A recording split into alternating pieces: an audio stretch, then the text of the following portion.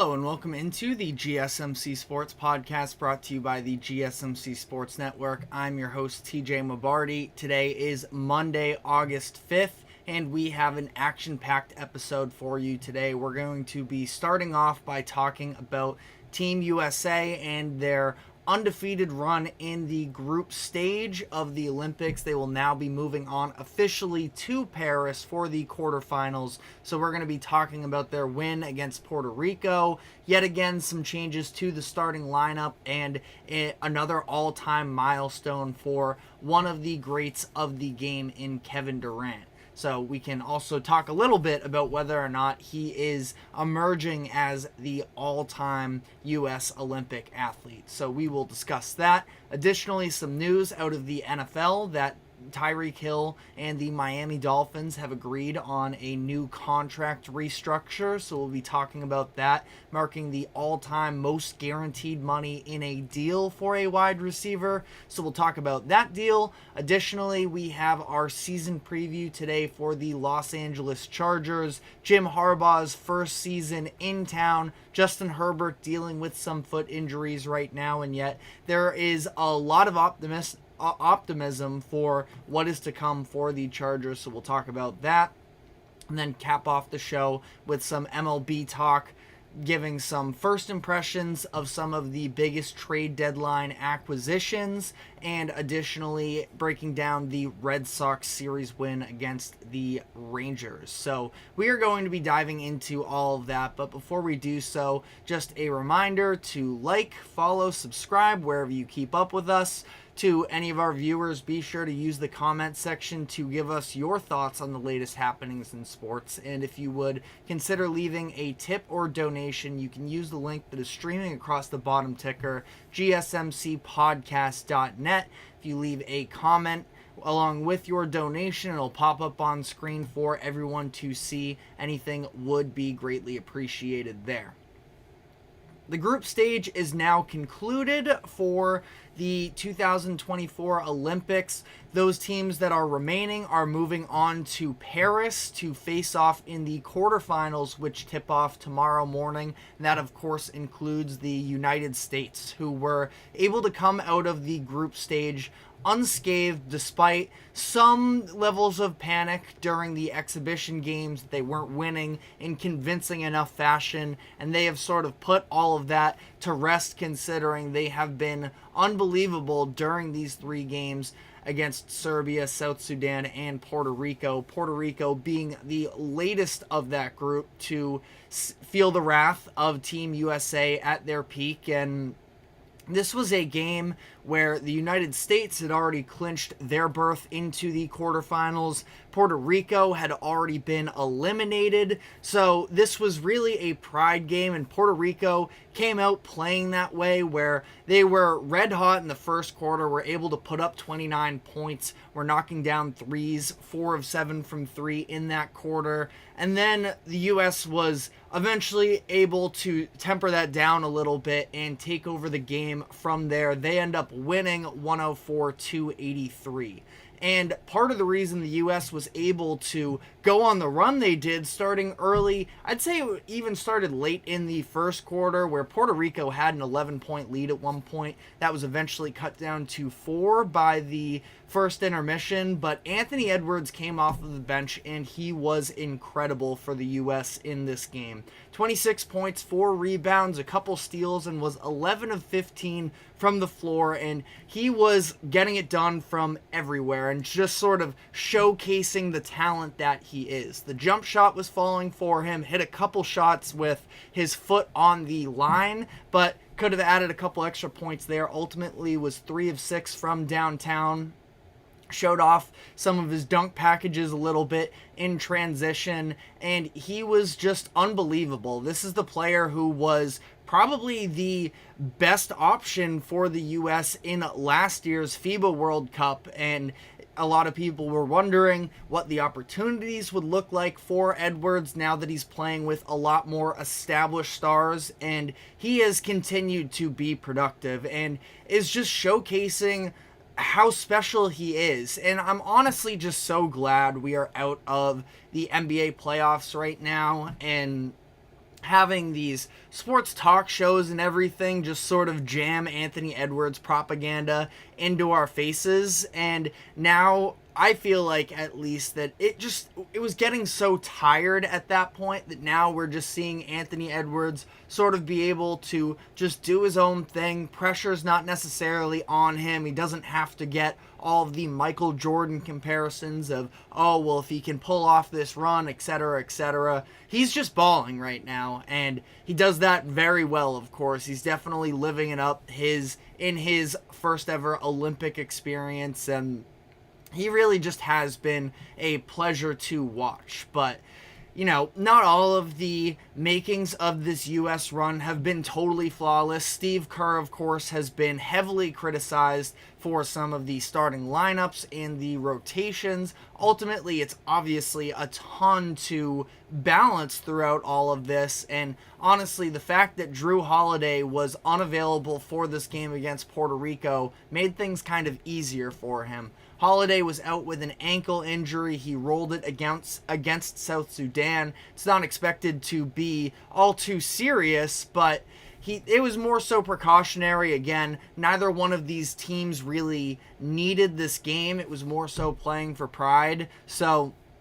having Holiday out, again, just letting him relax a little bit and having those extra minutes to fill up allowed Kerr to especially get players like Jayson Tatum and Joel Embiid into the starting lineup and getting real minutes for them, where, of course, both of them are sort of the key players that have gotten DNPs up to this point in official Olympic play that has caused all kinds of controversy. But Kerr able to allow both of them to start in this game. Starting lineup as a whole was Steph Curry, Devin Booker, Jayson Tatum, LeBron James, and Joel Embiid. Starting with Embiid here, he was able to score 15 points, grab 3 rebounds, and block 2 shots. 6 of 14 from the field.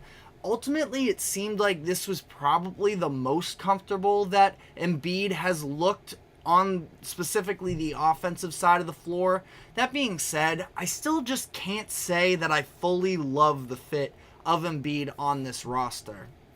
I just don't. He was still good in this game, of course. And again, it was probably the best that he's looked, but at the same time, I just don't think that Embiid's play style really is conducive to being a supplementary player where he isn't the number one option. He sort of has to be the focal point in my eyes and have the ball in his hands too, especially at this point. Given the physical limitations that he has, I still don't think that he looks 100% healthy. So that's why and he's still, again, 2 blocks in this game. He is at least a presence where even beyond the box score, him just standing there in the paint is a deterrent for opposing players. But it's not like Embiid can be the physical force that we know that he is because he's hampered with these injuries a little bit. So I do think that definitely plays a role into all of this. And, he's going to be able to coast through here. You just kind of have to hope that by, the time the season starts in late October, November, whenever it is, that he is a lot healthier and better conditioned, which both of those sort of play into one another. But to the point about being the focal point of Team USA, I just don't think that role really exists on the team right now. You see 3 different leading scorers in 3 official games so far for Team USA. Curry probably has the ball in his hands the most, but so maybe you lean with that, especially the fact that his head coach is the coach of Team USA as well, and Steve Kerr. So maybe he's the focal point, but at the same time, LeBron also exists. He had 8 assists in this game as well. So I wouldn't really say there is a true number 1 option. And again, I just don't know if Embiid necessarily plays quite as well, or if his talent translates as much to being a supporting cast member. But other player that was in the starting lineup that's obviously gotten a lot of buzz this Olympics so far, Jayson Tatum. He recorded a double-double in the game, 10 points, 10 rebounds. He was 4 of 9 from the field, had a couple steals in there as well. He ended up leading Team USA in rebounds in this game, and this is where I do just sort of feel like Tatum, yes, obviously there is something going on right now with his jump shot that is becoming more and more of a concern as the longer it goes on. But at the same time, Jayson Tatum is a player that you can throw out on the court and he's going to make an impact. He's unlike Embiid, I feel like to some degree, Tatum's skill can translate a little bit better to not being the primary option, because I would say one of Tatum's biggest flaws is the idea that he kind of forces shots more often than he should. And we talked about this before. I don't think that that's really the case with Team USA. You don't have that leeway to force up shots because there are plenty of other options around him. So he's a great defender, he's a great rebounder, he's a very solid passer as well. Recorded a few assists in this game, I believe, as well. Not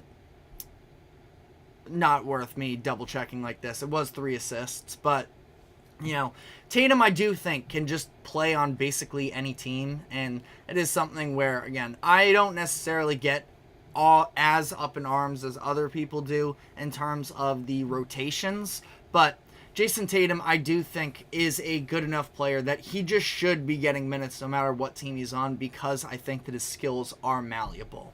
But we saw LeBron James pass a couple big-time marks and milestones in the South Sudan game. This time around, it was Kevin Durant becoming the all-time U.S. Olympic rebound leader, which he was able to surpass Carmelo Anthony for that title. He's also now 5 points shy of the all-time Olympic scoring leader. Now, he already is on the men's side, but now he has a chance to take home the entire title, surpassing the women's U.S. basketball player that currently holds the record. So Kevin Durant, I think that when you look at his resume, I mean, it's kind of hard to argue against him of being the best Olympian of all time for the United States. Now, for a while, it's been Carmelo Anthony, Melo. That's sort of been, I would say, the biggest sort of stripe on his resume is the fact that he is, has all of these records for the Olympics. Now, Kevin Durant is surpassing these. You saw him become the all-time leading men's scorer. I believe it was just last week. No, maybe not. Kevin Durant might have already had that, but he has the points, he has the rebounds, and he's going to have the gold medals to go along with it as well. I believe this will be his third if him and Team USA are able to bring home the gold in this year's games. Now, the other argument would probably be LeBron James, considering the fact that, he does it all, but I think that Kevin Durant is also right in that conversation, and it is not all that important of a debate maybe, but it is sort of a debate as to whether or not he is the greatest basketball Olympian in United States history. So let me know what your thoughts are on that debate in the comments section. But again, this was Team USA really just able to roll out here and do what they do, even if it was a little bit of a slower start. We kind of talked about it last week that it was a little bit to be expected that Puerto Rico was going to have the underdog fight in them, and if they were able to get hot offensively, they could surprise the U.S. out the gates, and that is what happened, and yet the U.S. still won by over 20 points. So the talent discrepancy is just different with Team USA. So as things currently stand, their next game is going to be taking place in the next couple days. I can double check here. They will be playing against Brazil, who is the 12th ranked team in the world coming into this tournament. They additionally went 1-2 during the group stage, so it feels like a very winnable game for the U.S. I wouldn't have all too many concerns with that, but again, we will sort of come back to you with the breakdown of that game once it occurs later this week. So let me know what your thoughts are in the comments section. We are going to be taking our first break of the show, though, and when we come back on the other side, we're going to be diving into the news that was announced over the weekend that wide receiver Tyreek Hill and the Miami Dolphins have agreed to a contract restructure, so we will be giving you the latest on all of that. But first, a quick break. Do not go anywhere. We will be right back. I feel like I'm losing my mind. Is everybody in the world blind? Please, Lord, give me a sign, a sign. I feel like I'm losing my mind. Is everybody in the world blind? Please, Lord, give me a sign, a sign. I wanna be the greatest. Everybody on the fake shit. I look around and feel like everybody is the fakest. I make this every day and I'm impatient, hoping one day I blow up from the basement. Statement, the top is so vacant. I don't hear shit that I think is amazing. Waiting for my day when I'm playing sold out shows for 1,000 faces. Hey, give me that crown, get in my way and to be put down. It ain't your place, all this my town. If I want that shit, then I'll get it right now. I'm losing it, the noose it fits. I'm losing shit, a stupid myth. You choose to live or choose to dip. You choose to fight or lose your grip and lose a gift. Oh, I feel like I'm losing my mind. Is everybody in the world blind? Please, Lord, give me a sign, a sign. I feel like I'm losing my mind. Is everybody in the world blind? Welcome back into the GSMC Sports Podcast, as we are now going to be diving into the contract restructure that was agreed upon between wide receiver Tyreek Hill and the Miami Dolphins. Kind of funny that it came out just after the NFL Top 100 list was announced. Always sort of a think piece, a conversation starter during the NFL offseason as we ramp up. And Tyreek Hill awarded the number one spot of the top 100 players of 2023, which was very interesting to me. I did think that, injuries derailed it at the end, but I thought that he was very much deserving to be in the conversation for the MVP award for a lot of the year. But I mean, just a massive surprise that anybody other than Patrick Mahomes would take home that number one spot. So we might actually do a little bit of a deeper dive into that list later this week. But just was notable that immediately after he was given that number one spot, the news came out that the Miami Dolphins are giving him a promotion? That's not the right word. An increase in guaranteed money for the remainder of his contract. He signed a new contract with the Dolphins just a couple off seasons ago, and he is already locked in for the same amount of time. I believe it's an additional 3 years on his contract that he has remaining. But what this deal did was guarantee him more money in the immediate future, where he is going to be the deal is worth $90 million over the course of the next 3 seasons, with $65 million guaranteed. So again, this deal doesn't add any additional years into the contract, but it updates the guaranteed money along with the $55 million that has already been guaranteed. Tyreek now has $106.5 million fully guaranteed, which is easily a record for the most ever guaranteed money for a wide receiver in NFL history. And I do think that it's justified considering the type of talent that Tyreek Hill is. He has the most scrimmage yards in the NFL since being traded to the Dolphins, with over 3,500.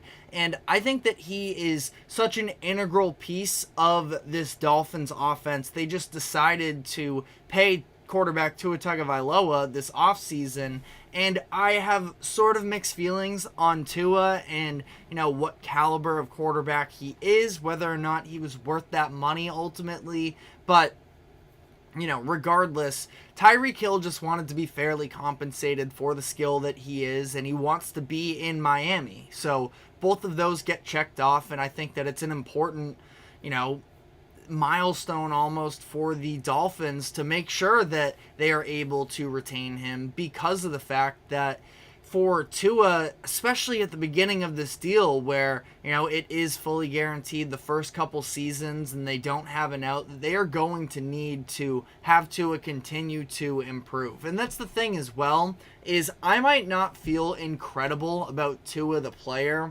based off of what we've seen so far in his early career so far. Still only played in 4 seasons, but last year was his best. He's still just 26 years old, and he has a lot of room to grow. And Tyreek Hill can be an important part of that as well to help Tua continue to take the steps that he needs to the point that once Tua is eating up a larger percentage of their salary cap hit and that they aren't going to be able to surround him with quite the amount of talent that he's had for these past few seasons, that he is ready for that moment almost. And I feel like, when you look at the Dolphins offense right now, it's all about speed with Tyreek Hill, Jalen Waddle. You look at what they've done with the running back room of drafting Devon Achane, having Raheem Mostert as well. I mean, it's a team that can just fly all around the field. Tua isn't necessarily somebody who can himself fly, but I think that he can make the quick decisions, and that's sort of what you need for the Dolphins right now, is working him into this. Now, eventually, working through the progressions is going to be something that I'm sure Tua is going to hope to improve upon. The further away we get from the concussions that he suffered during the 2022 season, feel like he could maybe be a little bit more comfortable navigating the pocket, being a little bit more mobile. But as things currently stand, the entire offensive scheme right now is speed and pre-snap motion and just trying to confuse the defense a little bit. And Tyreek Hill has sort of fit into that flawlessly. He's probably ultimately the reason why Mike McDaniel chose to lean so much into that offensive identity. But I think that with Tyreek, obviously speed is the first thing that comes to mind with Tyreek Hill. And I gotta be honest, when he first got traded from Kansas City, I did have some sort of concerns about what it could look like with Tyreek Hill long term, taking him away from Patrick Mahomes. That we know he can run by defenders, but what happens when you don't have a quarterback that has a bazooka who can just throw it deep and ultimately you make the play from there?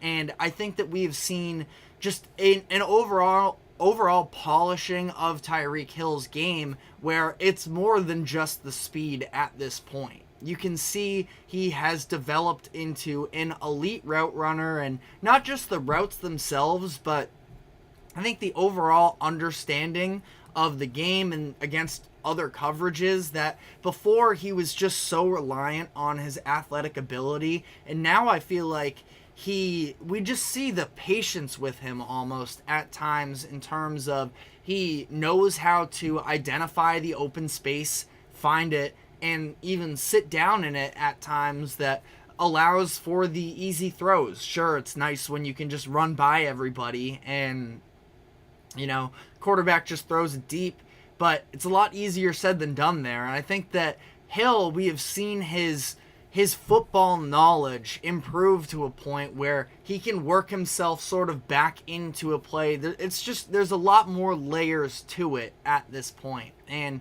Tyreek Hill gets very fairly compensated for, again, the talent that he is. Now, obviously, there's some off-the-field stuff that has people, questioning him a little bit for sure. But ultimately, if you're looking at this from a football perspective, I think that Tyreek Hill is easily a top 2 wide receiver in the NFL. And again, the importance of what he has to the Dolphins, not just for their playoff chances this year, but again, for helping Tua progress over these next few years, where Tyreek, he's 30 years old now. And that as much as he has improved in a lot of other categories, speed is something that, really does tend to diminish with age. And He's not going to be quite as reliant on his speed anymore. What's he going to look like as a wide receiver at that point? Because it's not like he's ever been a jump ball type of player. He's 5'10". He's sub 200. It's not like he has this, elite size or anything, or is go up and get it type of, catching ability. But I don't know.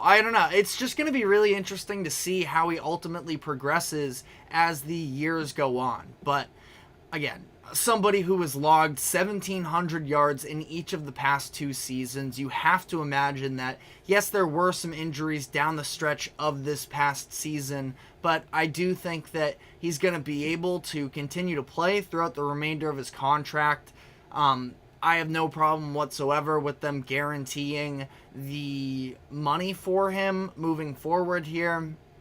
And Tyreek is going to definitely go down as one of the all-time greats. Now, it's all going to be about whether or not he can, and it's unfair to hold a wide receiver to this standard, but he left Kansas City, and they have rattled off 2 Super Bowl wins. So Tyreek has his own Super Bowl win from the whichever season it was that he was there, 2019.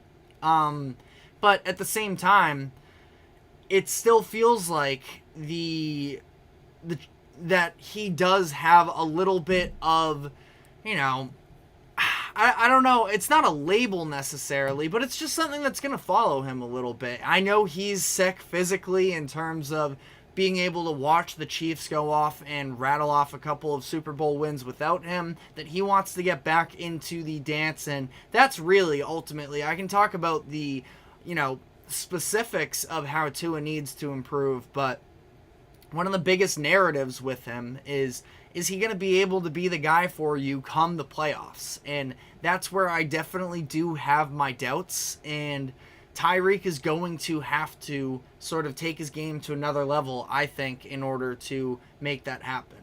The Dolphins are also going to need to be healthy on defense, which is definitely a big part of it. I don't think that enough people talk about, yes, sure, it was very cold in Kansas City this past year when the Dolphins went on to play the Chiefs, but and the offense needed to play better. But at the same time, the Chiefs had one of the best defenses in the NFL last season, and the Dolphins did have an elite pass rush for a lot of the regular season, but injuries just kept stacking up with them down the final stretch of the season, and ultimately they came short. But as much as it's a little bit of an excuse for the Dolphins, that being said, when we're looking specifically at this offense with Tyreek Hill and with Tua, and for Tua specifically, as the years go on, he is going to have probably less talent on the roster, at least less big contracts on the roster. Now, maybe the Dolphins are able to continue to, make the right decision-making moves and still have a lot of talent around him, but, his contract is only going to be more expensive from here on out. Unlike the Jordan Love deal that was just handed out a couple weeks ago as well, that Jordan Love has a little bit more of a flat rate for what his contract is going to cost. Tua's gets incrementally more expensive as time goes on. So the Dolphins are going to have a lot to prove, and Tyreek Hill is going to be a very important part of the Dolphins taking the next step. But let me know what your thoughts on this deal were. We are going to be continuing on our season previews for all 32 teams. Today we have the last team of the AFC West before we move on to the NFC. So we're going to be talking about the Los Angeles Chargers. But first, a quick break. Don't go anywhere. We will be right back. Looking for your daily fix of sports talk without having to pay for it? GSMC Sports Network is available on YouTube. Just search GSMC Sports Network. Get your fix of daily sports talk shows on YouTube. Absolutely free. NFL, college football, NBA, MLB, MMA, UFC, fantasy football, and so much more. GSMC Sports Network has shows running all day long, with new sports shows starting every 2 hours. Just like on your favorite cable sports channel, except GSMC Sports Network is absolutely free. Just search GSMC Sports Network on YouTube to catch one of your new favorite shows, like the GSMC College Football Podcast, Chip Shot Football Podcast, Hoops and Heels Women's Sports Podcast, GSMC Basketball Podcast, and so many more. Check it out for yourself. GSMC Sports Network, now available on YouTube absolutely free. Search GSMC Sports Network on YouTube right now. Welcome back into the GSMC Sports Podcast, as we are going to be previewing the upcoming season for the Los Angeles Chargers.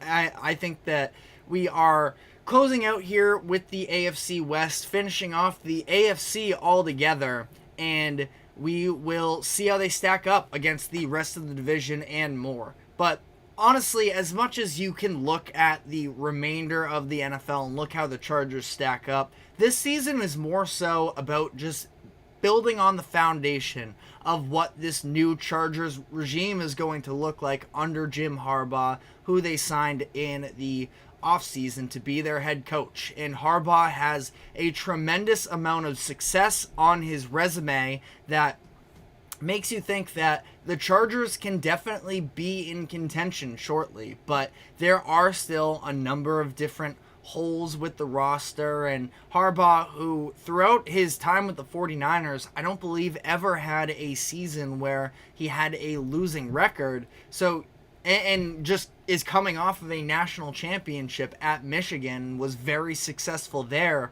as well. But I do think that this is going to be a little bit of time to see it fully come to fruition. But we're all feeling very high about the prospects of it because of the fact that they have a quarterback in Justin Herbert that has shown so much potential over the course of the first few seasons, but hasn't. First off, it's the Chargers, so the Chargers always seem to get the short end of the stick in terms of some of the luck that plays into, just generally speaking, Chargers history, and that they have had a number of injuries and such that have derailed them at times, but some self-inflicted wounds as well. Now, Herbert is coming off of a season where he missed the final 4 games due to a broken finger on his throwing hand. That is now fully recovered, and it seemed like he was going to be in prime position to take off headed into this season, but we did just get the news late last week that he has a foot injury that is going to keep him out for a lot of training camp. And that is something that does worry me a little bit. We saw Joe Burrow last season with the Cincinnati Bengals dealing with the calf injury that ultimately affected the first few weeks of his season. Hopefully that's not something that ends up being the case for Herbert, but it is something that you have to take into consideration. But again, regardless of, this season, feels like the future is bright, where they bring Harbaugh in for, I believe it's the next 5 years. Justin Herbert just last July signed a 5-year contract extension worth $262.5 million in July, which I believe now officially starts this year. So I think it's another 5 years of Herbert and Jim Harbaugh, and I feel like that could very easily be the foundation for a championship contending team. But they lost a lot of pieces on offense this past year. And again, they're going to be doing a fair amount of retooling in the next year or so, where many of the main staples of their offense in these past few seasons left in free agency. It was Austin Eckler straight up leaving in free agency, but it was also the Chargers who came into this past offseason with a disastrous financial situation. They had to cut costs. They weren't able to work on contract restructures with Keenan Allen or Mike Williams, so they end up releasing Williams and trading Keenan Allen to the Bears. So it is a lot of new pieces in terms of the receiver room. Add on to it the fact that their starting center, Corey Linsley, I don't think has officially made it officially made it official that he is retiring, so that's some changing on the front line as well. If you know about Jim Harbaugh and his time at Michigan, starts with the line of scrimmage, which is ultimately why he ended up taking Joe Alt with that 5th overall pick. So a lot of reloading necessary, as this is a Chargers offense that, again, keep in mind Justin Herbert was out the last 4 games of the season, but was overall pretty mediocre. The numbers that do stand out are the ones where Herbert is more so in control, the passing offense and the red zone offense, but the run game has been largely non-existent for them in recent years. Austin Eckler, of course, had his stretch where he was among the best running backs in the league, but it was very clear that Eckler, the age was running up there. He didn't have that same burst and acceleration that he used to, so they end up making a change there, bring in Gus Edwards and J.K. Dobbins to be your top 2 running backs out of the backfield. They signed DJ Chark, a veteran wide receiver as well, to try and help, round out their core there a little bit. Combination of tight ends and Will Dissly and Hayden Hurst, and they do at least sign a replacement center in Bradley Bozeman. Was previously with Carolina, started a few seasons for Baltimore from 2019 to 2021, so they have some experience there, but there really isn't a true number 1 offensive weapon outside of course, Herbert. But you look, they've taken some swings in the draft at wide receiver the past couple drafts. It was Quentin Johnston in the first round of 2023, Ladd McConkey early in this past year's draft in the second round early on there. So you have some notable names, but definitely not a true number 1 option, and that's going to be something that I think the Chargers will absolutely be in the market for. Stay tuned on that a little bit, because I don't think they're going to be, we're going to be getting into the schedule and my overall prediction for them this year. I don't think that they are going to be at the very top of the draft. So when you hear some of these names that are being bounced around, and obviously, like I just mentioned, the Chargers have been in a tough financial situation. I'm sure there's probably slight hesitation about going and throwing a whole lot of money at somebody, but with everything we've heard about T. Higgins and Brandon Ayuk this offseason, Chargers could be a sneaky destination for some of the better wide receiver names when the time comes. But as for this season, I do think that they're just going to, and maybe it's not even the worst thing in the world if Herbert has to spread the ball around a little bit more, but I think that he's shown he's already capable of that, especially with the injuries that have been afflicting both of his receivers in Keenan Allen and Mike Williams the past few years, that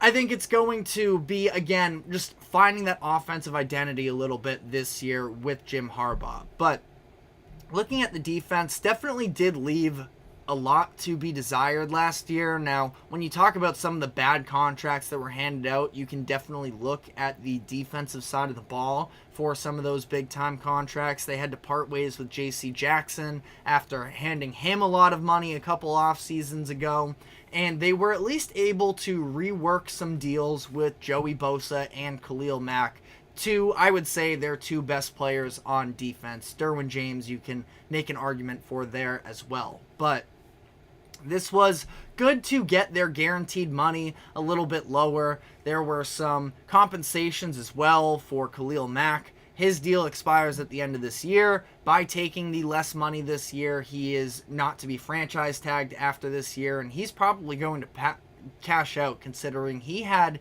a pretty quiet 17.5 sacks last season. But Joey Bosa has played in just 14 games over the course of the past 2 seasons, so you have some experience there with Joey Bosa and Khalil Mack, but ultimately, you do have to question a little bit what you are getting out of that. Now, they bring in a familiar face in Denzel Perriman to try and shore up the front seven a little bit. Spent his first 6 seasons with the Chargers, went on to become a Pro Bowler with the Raiders in 2021, but has had some injury struggles since then. He's on the other side of 30 now. He's a positive run stopper, but isn't exactly a game changer, but someone I at least wanted to mention, considering the fact that are definitely looking to shore up that front seven a little bit.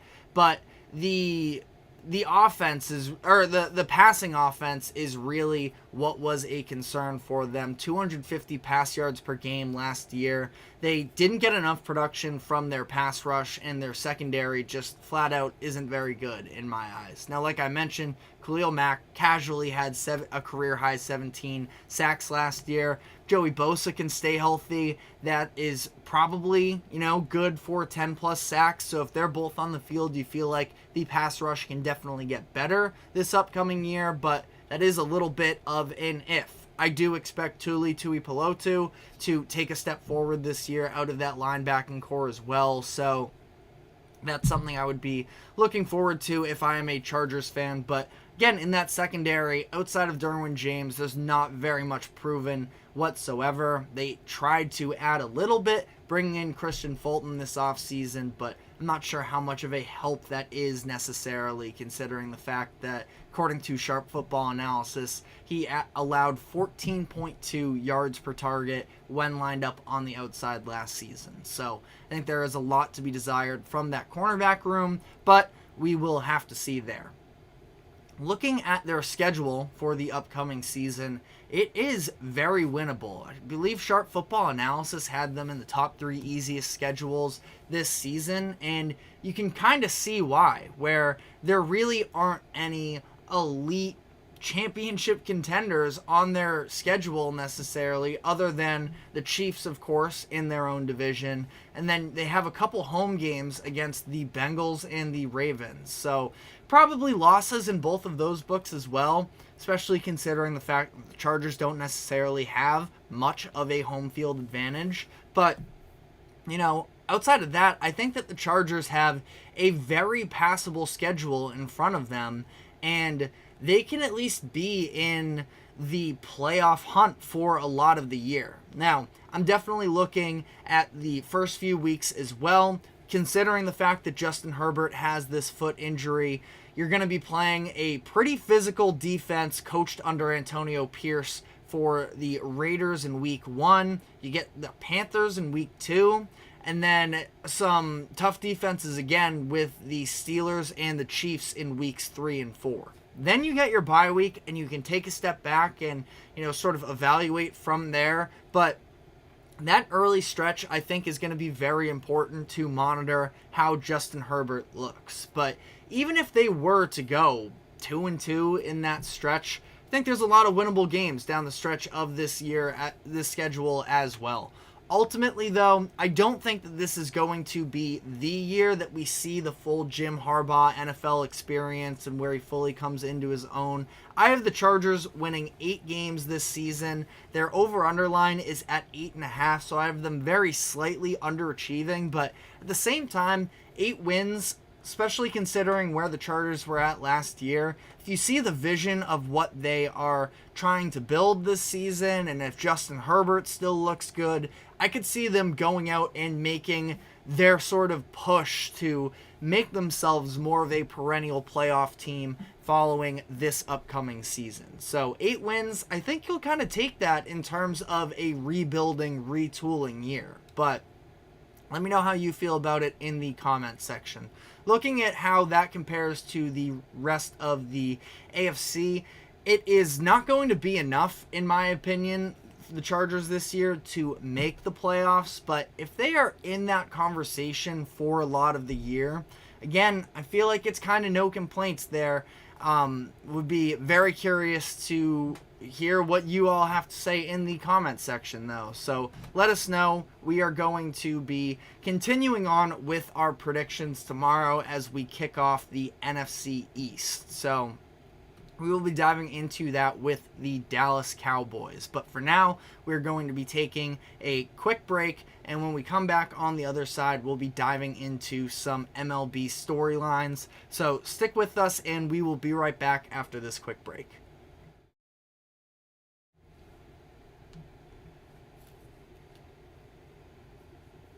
For the best and latest podcasts available anywhere, go to the podcast app on your cell phone and type in GSMC to access free content-rich podcasts on health and wellness, book reviews, sports, entertainment, relationships, social media, movies, technology, finance, and even weird news. Subscribe and download the GSMC Podcast Network's family of shows, available everywhere podcasts are found.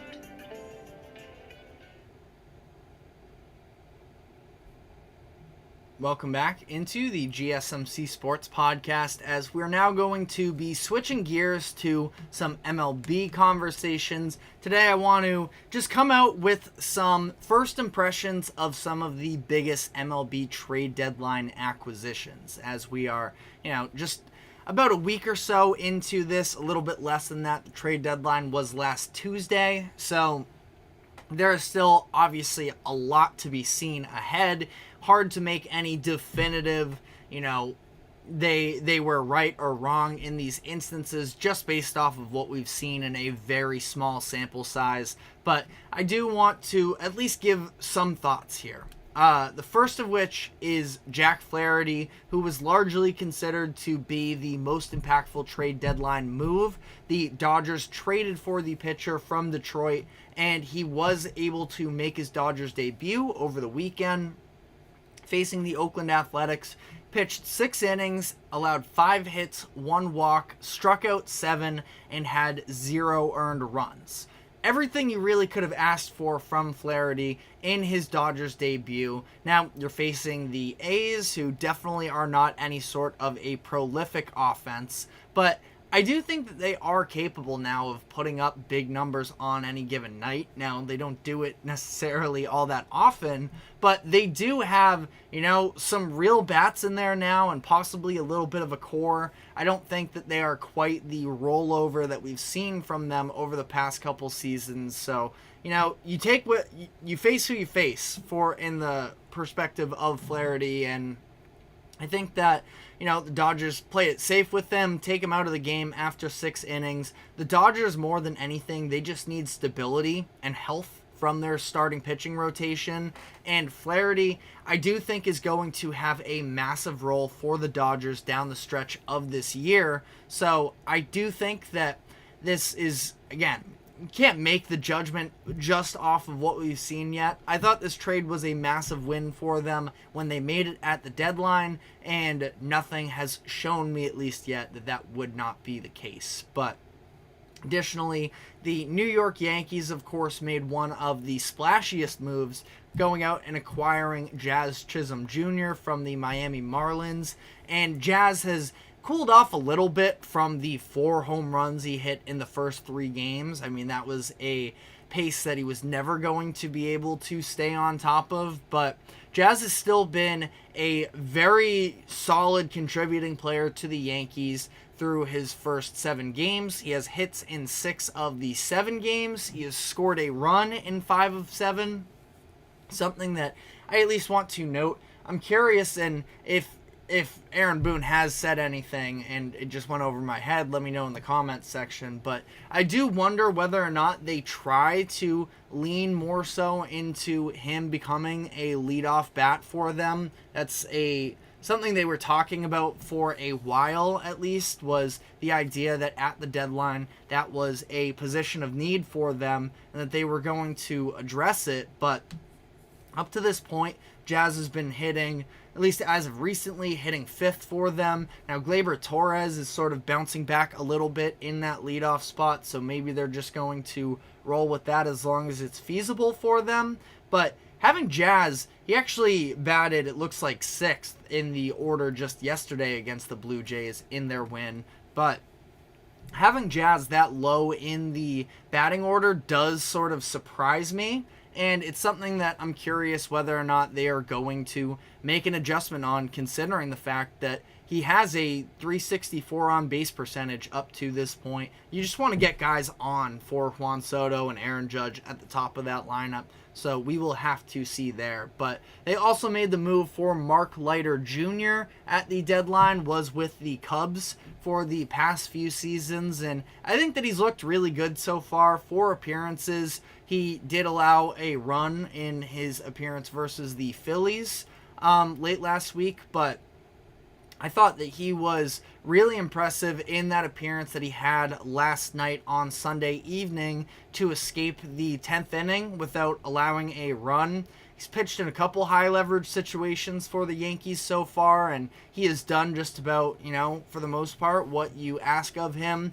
Probably not even, it's not like they brought him in to be a high leverage guy for them, but also for whatever it's worth, with whatever struggles Clay Holmes has been dealing with from a consistency standpoint, probably not bad if he ends up being somebody who can at least give you a little bit of assurance at the back end of these games. But again, we will sort of see how things progress there. But both of the additions for the Yankees looking solid so far.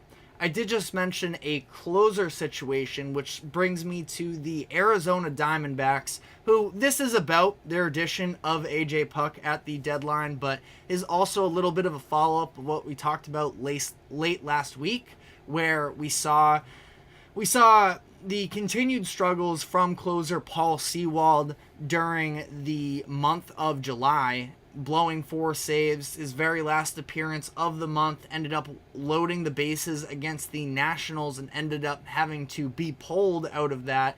And since then, the Diamondbacks manager has announced that Sewald is no longer going to be the closer for them. He's still gotten some appearances since then over the weekend, but in lower leverage situations as he just tries to work out whatever is going on with himself right now.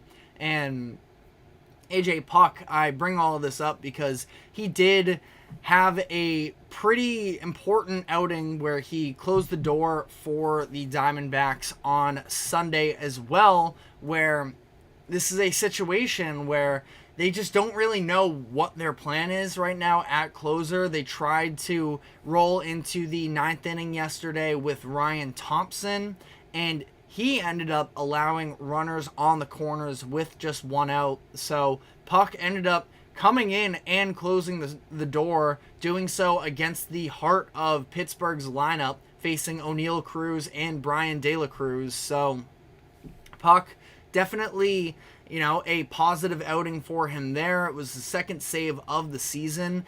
Now, it's notable that Puck was the closer for the Marlins in 2023, or at least he took on that role as much, he got a number of those instances with them. He had 15 saves in 2023, really his only experience with being a closer.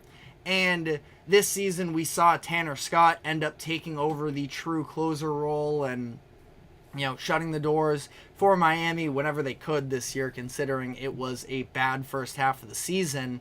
So I do think that it's on the table that Puck could take over this, but it's a risky situation. And with the Diamondbacks, who feel like they've been playing really good baseball lately, having this sort of drama and controversy around who is going to pitch the 9th inning for them is something that has been pretty devastating. And ultimately, Puck could be a candidate for taking over that role. Now, Steve Gilbert, an MLB insider, did write an article about the situation over the weekend, and he reported that he doesn't think that Puck is going to be their solution there, that the Diamondbacks would prefer to use him as a specialist against left-handed hitting. But we'll have to see there, because there doesn't really seem to be a clear option. I'm sure they were hoping that Ryan Thompson, who was able to sort of get out of the situation late last week when Paul Sewald sort of had his meltdown in the 9th inning, but that didn't seem to work for them last night, so they are kind of without answers there. And then the very last thing that I want to point out here, obviously there were a ton of moves that took place over the course of the deadline, but there's only so much time we have on these segments. I just want, and also still very early into the second half of the season, that don't want to be overreacting to anything, but the Brewers were really hoping to be able to bolster their starting pitching rotation a little bit more at the deadline, and they ended up coming away with Aaron Civale, which is a fine option for them, but it's been pretty ugly so far with Civale in Milwaukee. Now, he's not having a good year anyways, a career worst 5.14 ERA, but even since then, it has been ugly since he's gotten to Milwaukee. He's made 5 starts already, and none of them have gone well up to this point. Now, this happened, of course, just a little bit before the trade deadline, but another really ugly performance over the weekend where he played the Nationals. 4 innings pitched, 7 hits, 5 earned runs, 1 walk, 3 strikeouts as well. It's been a little bit messy there, and for a Brewers team that, to be fair, they are sitting ahead right now in the division and have a little bit of a comfortable lead, 5.5 games ahead of St. Louis. Their loss against the Cubs last night definitely helped them, but I do feel like it's going to be a little bit, of a close call down the stretch in this division. The Brewers have been very reliant on an overachieving offense for a lot of the year, and we're hoping that they could come away with better starting pitching, but that was not the case, and Civale does not seem to be the solution there. So let me know the other first impressions you have. Again, still very early on here, that it's not worth overreacting to anything in particular, but just some additions that really stood out to me. But we are going to be taking our final break of the show, and when we come back on the other side, we will be recapping the Boston Red Sox series against the Texas Rangers. So we will be breaking that down. But first, a quick break. Don't go anywhere. We will be right back.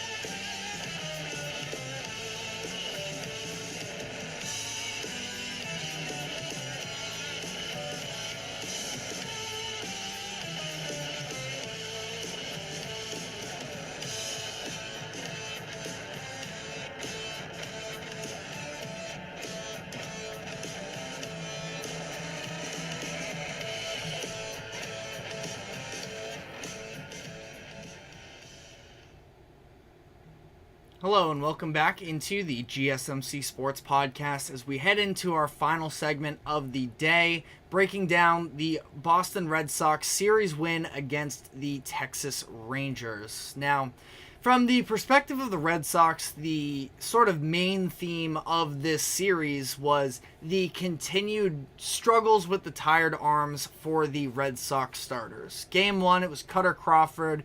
Goes 5 1/3 innings pitched, 6 hits, 1 walk, 5 strikeouts, and 5 earned runs. He allowed 4 home runs in this game, which marked a record for the most home runs allowed by any MLB pitcher in 3 consecutive starts. He's now up to 12 in his last 3 starts, which is just first off a crazy statistic there, but the reason why he's even allowed to get this deep into these starts, to allow that many home runs, is because they're practically all solo shots, where 12 home runs, only 16 earned runs, or only 16 runs on those home runs, so it's just kind of crazy to see the fact that he just can't keep the ball in the park. Now, in the context specifically of this game for the Red Sox, they had a lead. They already had 9 runs on the board while he was on the mound, but it's so weird that during this stretch, 12 of the 21 hits that he's allowed have all been the long ball. And he's only walked 1 batter during this time. So it's not like he's getting himself into traffic and then he's getting burned. It's kind of an all or nothing thing with him right now, which definitely is not encouraging. You could also feel worse about it if it weren't the fact that, again, he's at least able to eat up some innings during this and not sort of put them out of the game altogether. But it's obviously a very different story if Crawford isn't getting the run support that he did in the beginning of that game as well. But then we saw Tanner Houck as well struggling, and he only pitched 5 innings, 8 hits, 2 walks, 7 strikeouts, and 6 earned runs. So a lot more traffic, but didn't allow the same number of homers, of course, as Cutter Crawford, but overall it was kind of a worse start overall, and the 4th inning was really what got ugly for him. But Houck it's tough with him because he's been, since June or so, since the All-Star break at least, he has had a career high in innings pitched, and it's interesting. It's not like he's making excuses or anything that he's fatigued, but you do have to at least look at that number, and there's a chance he could have more innings pitched this season than the rest of his professional career combined. So it's something that you at least have to take into consideration with Houck, and I think to some degree that might have been part of the thought process with Alex Cora for Game 3, where it was Nick Pivetta on the mound, and he ended up pulling Pivetta after just 70 pitches, which was the 2nd lowest pitch total of Pivetta's season.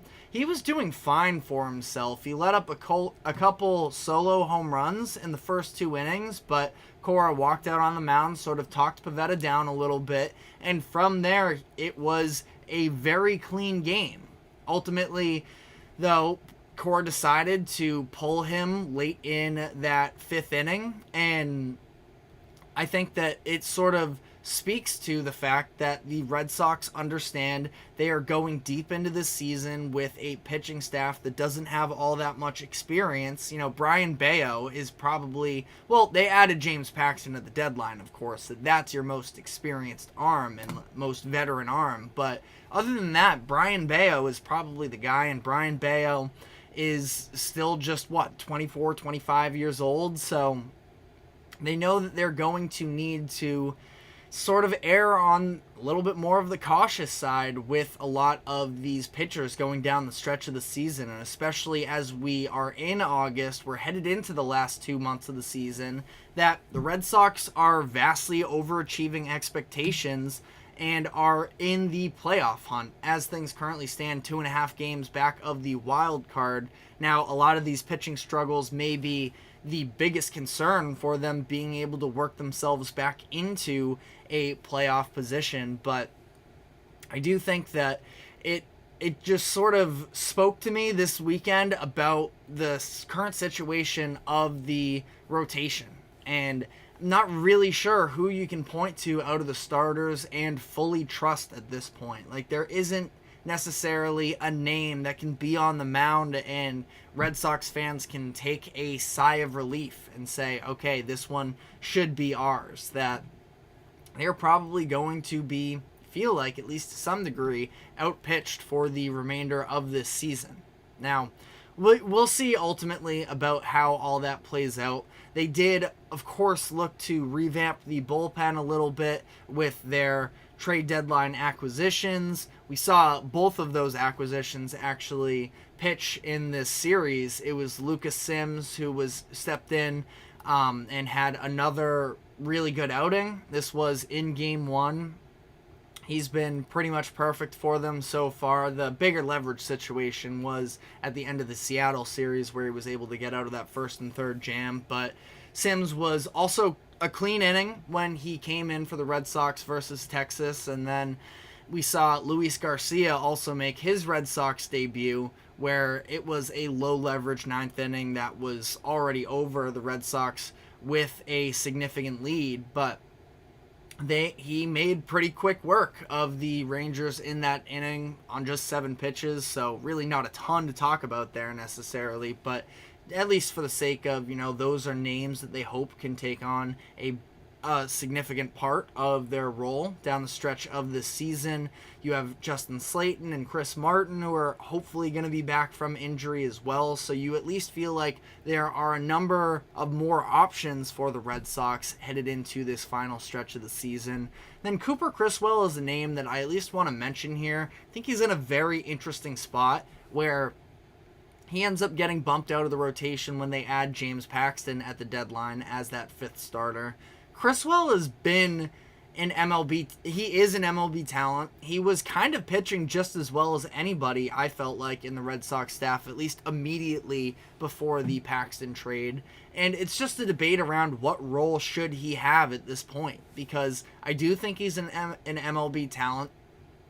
He, up to this point, since coming out of the rotation, he's had 2 lengthy appearances out of the bullpen in games that are already over, and that he's kind of just been an innings eater, and he's been efficient in those. It was 3 versus Seattle, where no hits, no walks allowed in Game 2 of that Seattle series. Game 2 in this past weekend series against the Rangers, ate up 2 innings in that one, and in both of those, the Red Sox are already significantly down, and again, it just feels like eating innings, and now maybe that's better than what they've had in the past of just sort of throwing out some guys that they are calling up from the minors to eat these innings, knowing that they're going to get hit around, that maybe you feel like if you throw Criswell in these games, he at least gives you a chance to maintain what the deficit is, and if the offense is able to do anything, then maybe you have a chance, but I don't know.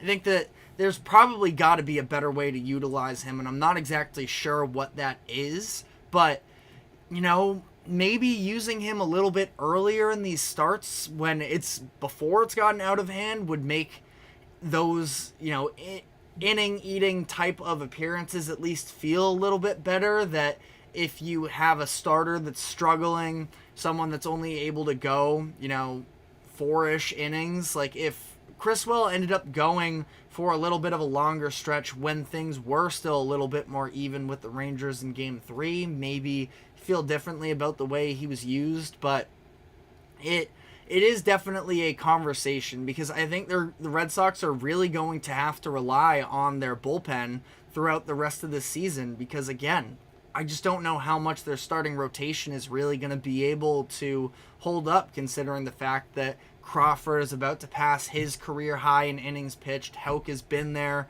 for a really long time, and there's just nobody really that you feel tremendous about with Bayo, Pivetta, and Paxton rounding out that rotation. But a little bit more on the positive side here.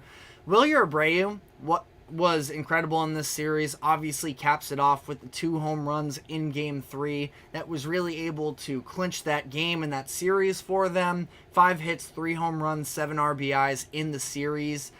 But I do also just sort of want to look at the conversation about Rookie of the Year and why he isn't being mentioned more, because he has been an extremely positive player for the Red Sox all season. Outside of that brief stint with injuries that held him out, he's been producing just as much as anybody else when he's actually available for them. He is the highest wins above replacement out of any rookie this season. He is the second highest OPS out of any rookie with 100 or more plate appearances, behind just Tyler Fitzgerald of the Giants, so that wouldn't play any consideration into his American League Rookie of the Year conversation debates. And then he is 3rd in RBIs in rookies, behind Davis Schneider of Toronto and actually his own teammate in Ceddanne Rafaela. So Abreu, he has all of the stats for it, and yet he actually, from this morning when I checked on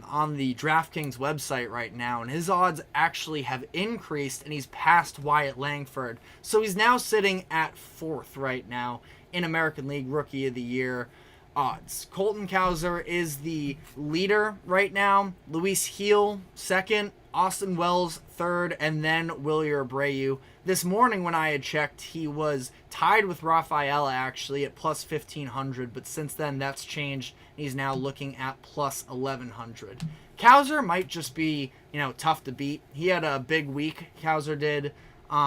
This past week, a 419 average, a couple home runs, 6 RBIs, 13 hits, 4 walks, and an 1,100 OPS. So Cowser is probably the pick here, but I don't know why Abreu hasn't gotten more conversations about at least the consideration of him winning the Rookie of the Year award. But let me know if I'm, looking at this from, Red Sox shaded glasses or what, but I think that he is very much in the mix, and he should be getting talked about being in the mix more often. But as for where the Red Sox stand coming out of this series, like I mentioned, 2.5 games back of the Kansas City Royals, and they now go into a series against the Royals. So this is going to be a big-time measuring stick moment for them in Kansas City for 3 games.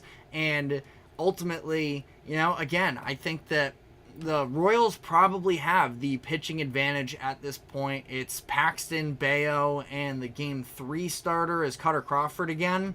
So we'll have to see at that point. But you're going to be facing, I would say, improved pitchers in Lugo and Reagans that the Royals are probably going to have the advantage here. Bats are going to need to come out hot. Talked about this last week that their average with runners in scoring position really hasn't been great coming out of the second half, and they're scoring big, but they need to take advantage of opportunities when they come their way. So that's what I'm looking at for the Red Sox in this upcoming series. But that is all the time we have for today. Thank you very much for tuning into the GSMC Sports Podcast. Thank you to the GSMC Sports Network for allowing us to host this show. Remember to like, follow, subscribe wherever you keep up with us. Be sure to check us out on social media as well for more exclusive short content. And we will be back tomorrow afternoon, same time as always at 2 o'clock p.m. Eastern. We will see you then. Take care.